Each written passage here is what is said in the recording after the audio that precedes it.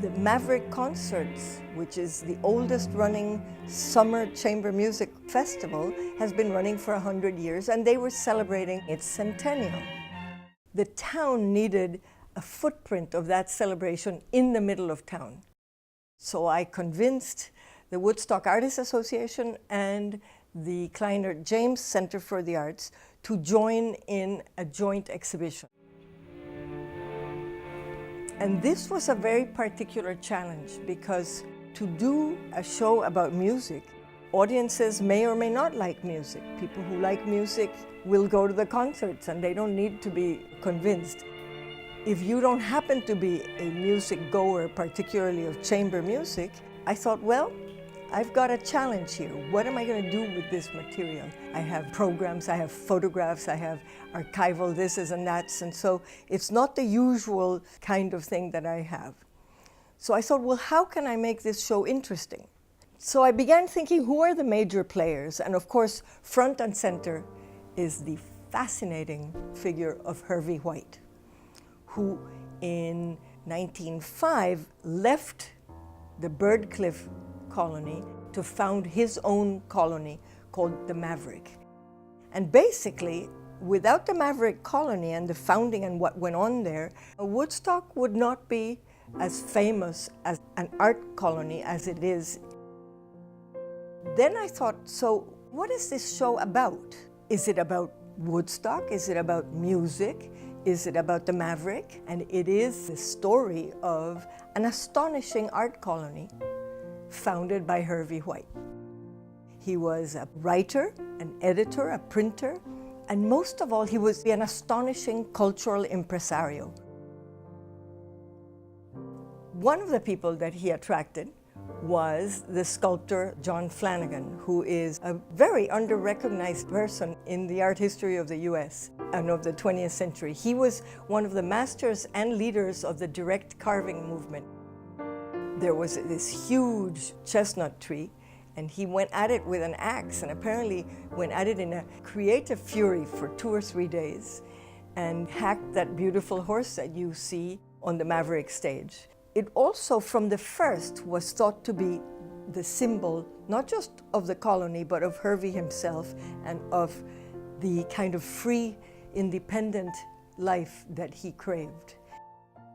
You sit in that concert hall, and all of a sudden, you're always in the presence of this monumental figure of a horse.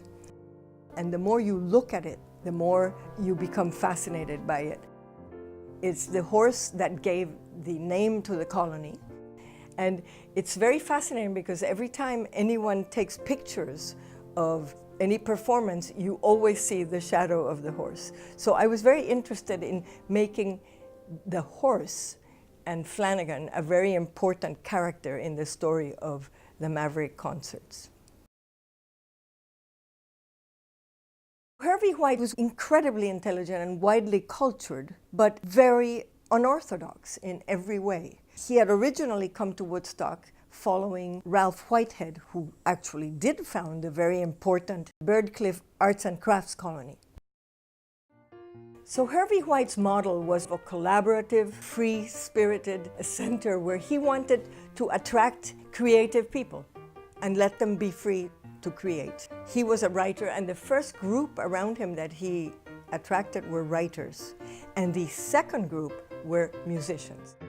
In 1915, he started the Maverick Festivals. His visions were immense, and he wanted to do a cultural festival. And it would start all day. It was like a fair, and everybody was to come in costume, and everybody was invited. Every year, more and more artists came and helped in the production. There were productions of operas. Performances got grander and grander, and astonishingly, there was one, for instance, in which they floated a life-size ship. It was just crazy and wonderful. After the first festival, he made a promise that for the following year they would have a concert hall for, as he called, the highest of all arts, chamber music. The hall itself was created in 1916, 10 years after the founding of the colony. And the first Maverick concert series in the hall was 1916. If you go to the hall now, you see that one of the great unique characteristics of the hall are these extraordinary windows that are set on a diagonal. He said that his knowledge of Gothic cathedrals came in handy. And the other thing that happened that was superb was that the hall turned out to have near perfect acoustics.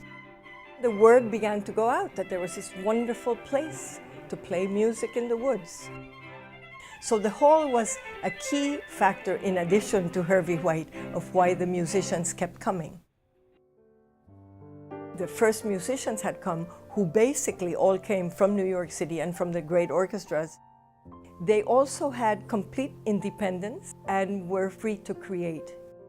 Musicians who get very, very highly paid in their world tours will continue to make time to come to Woodstock in the middle of their summer and play one concert just because they love the space, they love the acoustics, they love the hall, and they just feel very strongly about the fact that the Maverick Concert Hall series has been very important historically, 100 years worth.